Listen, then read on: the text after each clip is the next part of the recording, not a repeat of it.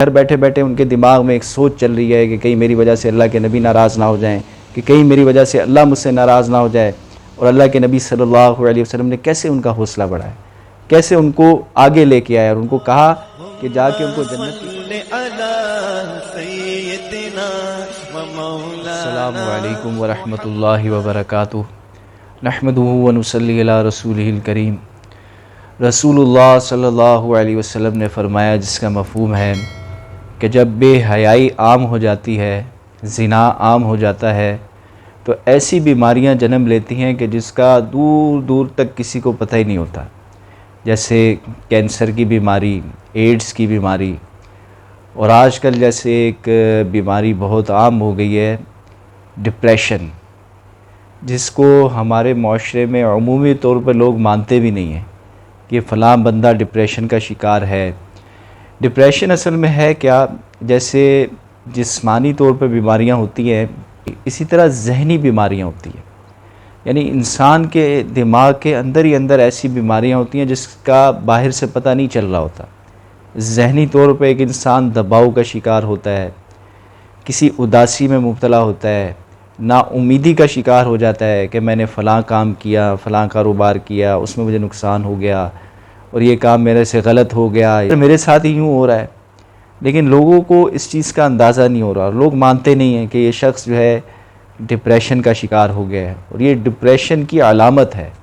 बाज़ दफ़ा वो बंदा वो सारे काम करता है जो उसकी खुशी का बाइस बनते हैं, जिससे वो खुश होता है, लेकिन उसके बावजूद वो चीज़ें भी उसे खुश नहीं कर रही होती। जैसे किसी शादी के मौके पे वो शादी पे चला गया, अब लोग खुशियाँ मना रहे हैं, लेकिन ये अपने अलग होकर बैठा हुआ होता है, उदासी का शिकार होता है और चुप करके खामोश एक अलग जगह पे बैठा होता है। ये इसको डिप्रेशन में मुब्तला कर देती है। इंसान की जो हविस है ना कि किस तरह मेरा माल बन जाए, किस तरह मेरा माल बढ़ जाए, किस तरह मेरा बैंक बैलेंस ज़्यादा हो जाए, कि कैसे जो है मेरी जायदादें बढ़ जाएं, ये गम उसे खाए जा रहा होता है। कि जैसे अब उसके सामने कोई बात आई कि पिछले साल ये प्लॉट जो है वो 1 लाख का था, अब इस साल जो है 1 साल के बाद उसकी कीमत 10 लाख की हो गई।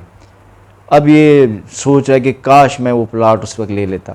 डिप्रेशन का शिकार हो जाता है, सोच सोच के ही पागल हो जाता है कि काश मैं वो प्लाट ले लेता, आज वो मेरे 10 लाख का हो जाता, मेरा इतना फ़ायदा हो जाता। काश मैं ये काम कर लेता तो मुझे इतना फ़ायदा हो जाता। काश मैं वो कारोबार अपना लेता, उससे मुझे इतना फ़ायदा हो जाता। ये जो काश है ना कि मैं ये काम कर लेता, ये कर लेता, ये माल की हविस इंसान को मार देती है। शैतान ये का सबसे बड़ा जालिम है, वो हमें हविस के अंदर मुब्तला कर देता है कि बढ़ा लो माल, पता नहीं ख़त्म हो जाएगा, कल आपके साथ क्या होगा, कल क्या करेंगे, क्या खाएंगे, क्या पहनेंगे, आपके तो सब ख़त्म हो जाएगा। तो इस तरह की बातें इंसान के दिमाग के अंदर डाल के जब वो बहुत ज़्यादा सोचता है ना इस चीज़ को, तो फिर डिप्रेशन का शिकार हो जाता है। 2015 की रिपोर्ट है, 2015 के अंदर इस बात पर तहकीक की गई कि 1 साल के अंदर डिप्रेशन की वजह से 8 लाख लोग ख़ुदकुशी कर लेते हैं। दुनिया के कई ममालिक के अंदर ख़ुदकुशियाँ करने की तादाद पाकिस्तान से बहुत ज़्यादा है, बहुत ज़्यादा है। हालांकि दुनिया के अंदर पाकिस्तान से अगर उसका मवाजना किया जाए तो दुनियावी एतबार से, असबाब के एतबार से उनके पास हर किस्म के असबाब हैं, दुनियावी हर चीज़ मौजूद है। अच्छी से अच्छी गाड़ी है, बैंक बैलेंस है, घर है, मकान है, सारी चीज़ें, खूबसूरती है मौजूद है, लेकिन फिर भी बेसुकूनी है, बेआरामी है। ख़ुदकुशियाँ करने पे वो लोग मजबूर हुए हैं। जापान के अंदर आता है कि ख़ुदकुशी करने के अंदर पाबंदी है। हालांकि हम ये बात सोचते हैं कि इस्लाम के अंदर ख़ुदकुशी करने के अंदर पाबंदी है, शायद इस वजह से मुसलमान जो है वो ख़ुदकुशी नहीं करता। ऐसी बात नहीं है, पाबंदी तो दूसरे मज़ाहिब के अंदर भी है, उनके अंदर भी मना है, उनके अंदर कोई आज़ादी नहीं है कि आप जब चाहें ख़ुदकुशी कर लें। मुसलमानों के अंदर ख़ुदकुशी करने की तादाद बहुत कम है, क्योंकि इस्लाम वाहिद ज़रिया है। इस्लाम ऐसा मज़हब है जिसके अंदर सुकून है, जिसके अंदर आराम है। जो इस्लाम के मुताबिक ज़िंदगी गुजारता है उसकी ज़िंदगी खुशगवार होती है, उसकी ज़िंदगी के अंदर सुकून आता है, वो ऐसी चीज़ों से दूर होता है। यानी हमारी सोच क्या है कि डिप्रेशन की वजह से बाहर ममालिक के लोग बेसुकूनी और बेआरामी की वजह से ख़ुदकुशियाँ कर रहे हैं, तो पाकिस्तान में भी तो डिप्रेशन के बेशुमार लोग हैं। ये बीमारी यहाँ भी बहुत आम हो गई है। लोग बेचारे हालात की वजह से कह लें, माल की कमी की वजह से कह लें, जो शैतान ने मुब्तला किया हुआ है, उसकी वजह से कई लोग ऐसे हैं जो डिप्रेशन में मुब्तला हैं। अच्छा, दूसरे लोग जो उनको देख रहे हैं उनको भी समझ नहीं आ रही, वो समझते हैं शायद ये बिल्कुल ठीक है, अपने मामूल के मुताबिक ही अपनी ज़िंदगी गुजार है, लेकिन बेचारा वो डिप्रेशन का शिकार होता है, डिप्रेशन में मुब्तला होता है। इतने मौक़े ख़ुदकुशी करने के अंदर हमारे यहाँ पाकिस्तानी गवर्नमेंट हमें देती है, पूरे दुनिया के ममालिक के अंदर इतने मौक़े किसी को नहीं मिलते। बिजली का बिल ज़्यादा आ गया, अब क्या करें जी, इतना ज़्यादा बिजली का बिल, पिछले महीने तो बिजली का बिल इतना आया था, अब ये इतना ज़्यादा बिजली का बिल आ गया। अब जी पेट्रोल की कीमत इतनी ज़्यादा बढ़ गई, अगले दिन क्या हुआ भाई, सारा दिन लाइट ही नहीं है। अब हर कोई जनरेटर थोड़ी ले सकता है, हर किसी के पास यूपीएस थोड़ी है। अब वो गर्मी के अंदर बैठा हुआ है, डिप्रेशन का शिकार हो रहा है। और इसी तरह घर के अंदर आए, सारा दिन के थके आ रहे आए, पता चले पानी ही नहीं है घर के अंदर, अब क्या करें भाई। और ऐसे कई मौक़े अल्हम्दुलिल्लाह पाकिस्तान के अंदर हमें मिलते रहते हैं कि हम बाकी ममालिक के मुकाबले में हम ज़्यादा ख़ुदकुशी की तरफ मुतवज्जे हों, लेकिन अल्हम्दुलिल्लाह ईमान की वजह से, अल्लाह के ऊपर उम्मीद की वजह से हम अल्हम्दुलिल्लाह इस बीमारी से भी किसी हद तक बचे हुए हैं।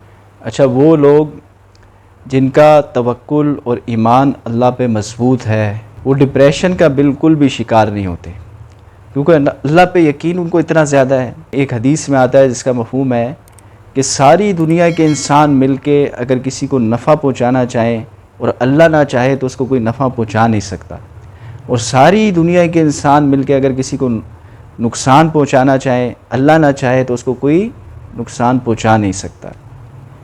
एक आदमी डिप्रेशन का शिकार हो गया है तो हमारे यहाँ अल्हम्दुलिल्लाह इस्लाम के अंदर तकदीर पर ईमान लाना, ये हमारा एक मुस्तकिल मौजू है, इसके बग़ैर हमारा ईमान मुकम्मल नहीं है। अल्लाह पाक जल्ल शानू ने हर एक की तकदीर लिख दी कि उसके साथ दुनिया के अंदर क्या होना है, और मुसलमानों का अल्हम्दुलिल्लाह इसमें ईमान है। तो जिसका ईमान तकदीर के ऊपर कामिल है कि जो होगा मेरे रब के हुक्म से होगा, अच्छा होगा या बुरा होगा, मेरे अल्लाह मेरे लिए बेहतरी करेगा, तो जब ये बात दिल के अंदर आती है तो दिल को एक सुकून मिल जाता है कि अल्लाह के हुक्म से होना है जो भी होना है। हमारे तो किसी अमल से कुछ नहीं होगा, बल्कि अल्लाह के चाहने से होगा, अल्लाह का चाहना हो जाना है। रसूलुल्लाह सल्लल्लाहु अलैहि वसल्लम ने सहाबा इकराम रिज़वानुल्लाहि ताला अलैहिम अजमईन के ऊपर इस बात की मेहनत की थी, उनकी आखरत पे उम्मीद उनको दिलाई थी कि असल ज़िंदगी मरने के बाद की है, वो हमेशा हमेशा की। दुनिया की ज़िंदगी तो चंद रोज़ा है, यहाँ से एक दिन कूच कर जाना है। रसूलुल्लाह सल्लल्लाहु अलैहि वसल्लम उनके हौसले को बढ़ाते थे। एक सहाबी साबित बिन कैस रज़ी अल्लाह ताला अन्हु आप सल्लल्लाहु अलैहि वसल्लम की मजलिस में आते थे, तो कई दिन हो गए कि वो मजलिस में नहीं आ रहे थे। रसूलुल्लाह सल्लल्लाहु अलैहि वसल्लम ने सहाबा से अर्ज़ किया कि कौन है जो अपने भाई साबित की ख़बर लेकर आएगा। तो एक सहाबी अंसारी रज़ी अल्लाह ताला अन्हु ने अर्ज़ किया, या रसूलल्लाह मैं लेके आऊँगा। तो वो सहाबी रज़ी अल्लाह ताला अन्हु गए, हज़रत साबित बिन कैस रज़ी अल्लाह ताला अन्हु से मुलाकात की और प्यारे नबी सल्लल्लाहु अलैहि वसल्लम का इरशाद सुनाया कि आप अलैहिस्सलातु वस्सलाम आपके बारे में पूछ रहे हैं कि क्या वजह हुई, आप तशरीफ़ नहीं ला रहे। तो साबित बिन कैस रज़ी अल्लाह ताला अन्हु ने अर्ज़ किया कि मेरी आवाज़ बहुत ऊँची है। उन्होंने कहा कि मुझे ये डर लगता है कि कहीं मेरी आवाज़ प्यारे नबी सल्लल्लाहु अलैहि वसल्लम की आवाज़ से ऊँची ना हो जाए, जिसकी वजह से अल्लाह का इताब मुझ पर नाजिल हो और अल्लाह जल्ल शानु मुझसे नाराज़ ना हो जाए, इस वजह से मैं हाज़िर नहीं हो रहा। वो सहाबी गए और आप अलैहिस्सलातु वस्सलाम से माजरा अर्ज़ किया, तो रसूलुल्लाह सल्लल्लाहु अलैहि वसल्लम ने फरमाया कि नहीं, साबित रज़ी अल्लाह ताला अन्हु से कहो कि वो जन्नती हैं, उनको जन्नत की बशारत दी और अपने ख़तीब होने का लक़ब दिया। साबित बिन कैस रज़ी अल्लाह ताला अन्हु वो सहाबी हैं जो आप सल्लल्लाहु अलैहि वसल्लम के ख़तीब थे। अब देखें कैसा सहाबी का हौसला बढ़ा है, यानी वो सोच रहे हैं, घर बैठे बैठे उनके दिमाग में एक सोच चल रही है कि कहीं मेरी वजह से अल्लाह के नबी नाराज़ ना हो जाएं, कि कहीं मेरी वजह से अल्लाह मुझसे नाराज़ ना हो जाए। और अल्लाह के नबी सल्लल्लाहु अलैहि वसल्लम ने कैसे उनका हौसला बढ़ाया, कैसे उनको आगे लेके आया और उनको कहा कि जाके उनको जन्नत की खुशखबरी भी सुनाओ, उनको कहो कि मजलिस के अंदर तशरीफ़ लेके आए। तो हमारे सामने जब भी कोई ऐसा शख्स आए कि जो उदास बैठा हुआ है या कई दिन किसी से बात नहीं कर रहा, खामोश रहता है और अपनी परेशानियाँ, हम तो ये करते हैं ना कि अपनी परेशानियाँ लोगों से डिस्कस करना शुरू कर देते हैं। कोई थोड़ी सी परेशानी आई, यार ये हो गया, फ़लान हो गया, अब मुझे क्या करना चाहिए, मैं इसको कैसे ठीक करूँ। एक है अपनी परेशानी को अल्लाह के सामने रखना कि अल्लाह जल्ल शानु ये परेशानी मुझे आई है, मैं इस परेशानी का शिकार हो गया हूँ, आप मेरी मदद फरमाइए।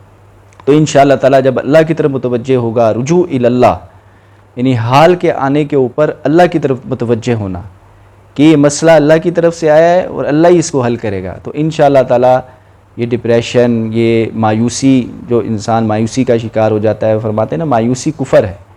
कभी भी मायूसी का, अपने रब से कभी मायूस ना हो, हमेशा अल्लाह पाक से उम्मीद कायम रखना।